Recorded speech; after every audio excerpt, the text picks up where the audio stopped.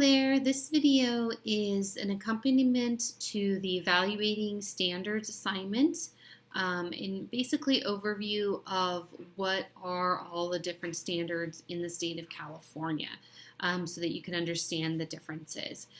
First off, why do we have standards? There's several different reasons, but it really does come down to equity.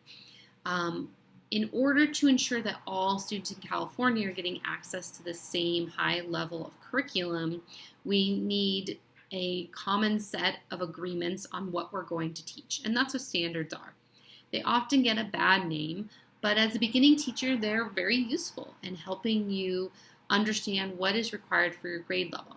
I'll tell you that before the science standards in 1998, almost every teacher wanted to teach dinosaurs because kids love to learn about dinosaurs.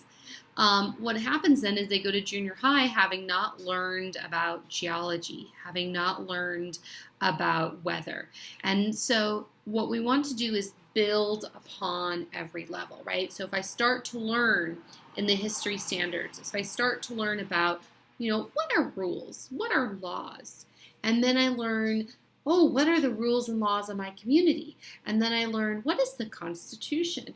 And it builds upon each other. So by the time a student graduates from high school, they have a comprehensive understanding of what their government is.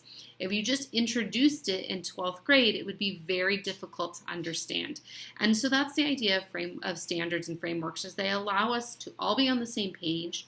They allow all students to have access to the same content information, and they allow it to build. So if a student moves from one part of California to another part of California, they won't have a big gaping hole because the standards would have been taught in order.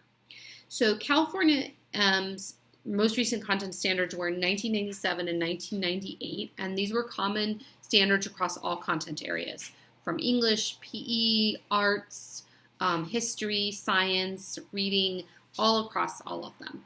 And then in 2009, when the Common Core standards were adopted, these were nationally developed standards across the whole nation.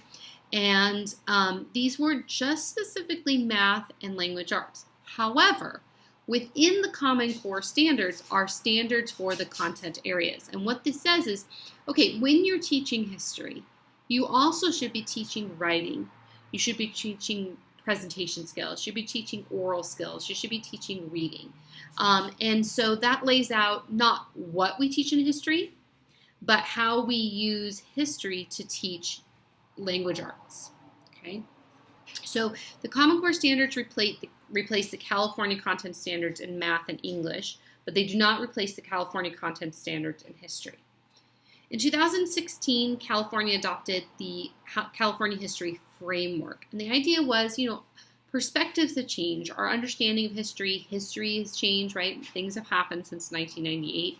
And we want to update the standards. We don't want to completely throw out the standards, but we want to update them, make them more comprehensive, make them more culturally responsive. And so the framework are updates on the 1998 standards. They don't replace the 1998 standards. They just sort of expand them and make them more 21st century.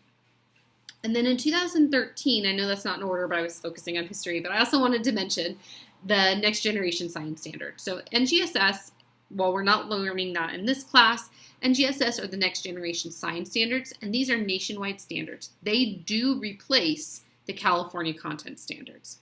So the framework does not replace the California content standards, but the Next Generation Science Standards do replace the California content standards. Again, not relevant to this class, but just you're going to see that out there, so I wanted you to know what it was.